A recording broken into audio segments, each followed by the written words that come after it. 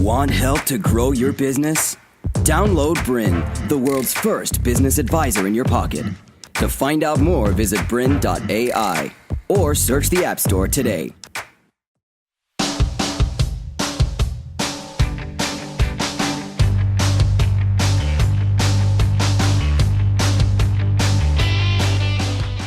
Hello and welcome to episode 11 of Family Business Matters. Our topic today is how to harness innovation and entrepreneurship in family business. My name's Marina Skinner, and joining me today is renowned family business strategist, Mr. Lloyd Russell, Principal of TCB Solutions. Welcome, Lloyd. Thank you, Marina. Thanks for having me on today.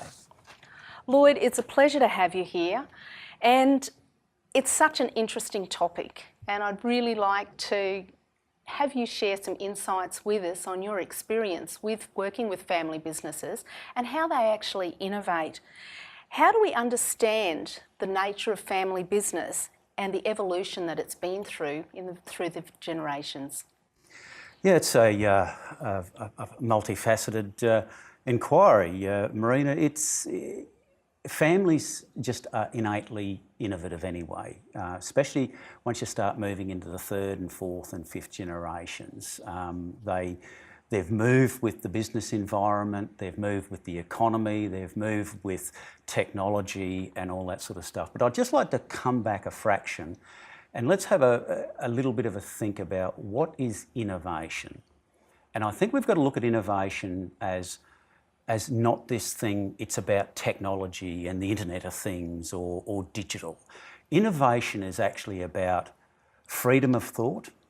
It's actually about creativity. It's actually about disruption. And I think that's the thing about innovation that we've got to look at. Now, entrepreneurship sometimes is about this risk-taking person, you know, that conventional people do ready, aim, fire, and entrepreneurs just go ready, fire, and then maybe a bit of aim underneath.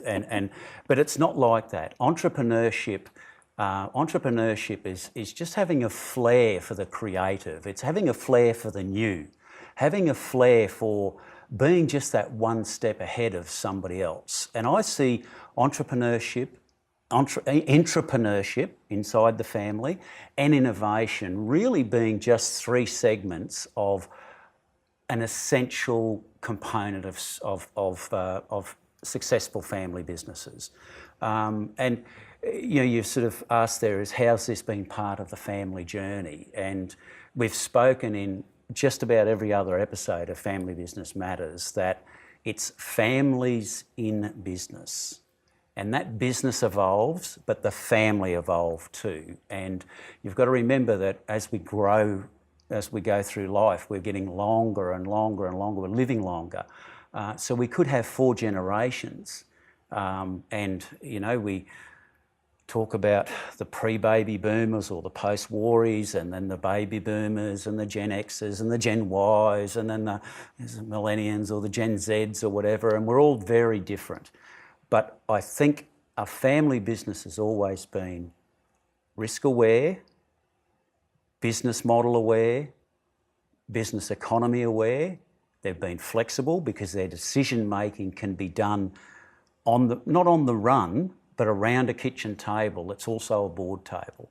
And that is just the power of a family business. When you start looking at what our topic is today, is about harnessing that innovation and that entrepreneurship is actually going back and finding out the journey the family's been on. And because if they've been around for 70 or 80 or 100 years, they've gone through a lot of good times, they've gone through a lot of bad times, internally and externally. And it's how they've responded to that is the really critical part of understanding these sorts of things.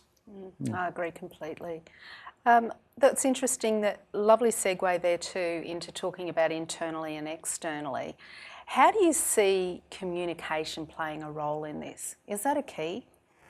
Yes, it is, and it's communication at just about every single level. And I don't want to go down the thing of talking about 360-degree feedback and that sort of stuff. No, it's not like that. It's the old adage of one mouth, two ears. So part of the communication is actually listening to what the economic environment's telling you, listening to what your direct business environment's telling you, listening to what the upstream supply chain's telling you, listen to what the other family members are telling you. You know, in the last episode we spoke about the family office, and in previous episodes we've talked about the family council and all those sorts of things. There's going to be members of the family that aren't inside the business, and they might only be very minor shareholders or not even shareholders, but listen to them because they can come up with a really good idea. What about the internal supply chain of your workforce? You know, the floor sweeper in a factory can come up with just as good an idea as your CFO or your CEO, or as we call them now, your CIO, Chief Information Officer, or whatever. And then also your downstream. What are your customers seeing? So it's your suppliers, your customers, but it's also that other group of people in your supply chain. To continue enjoying this presentation, download BRiN, the world's first business advisor in your pocket. To find out more, visit BRiN.ai or search the App Store today.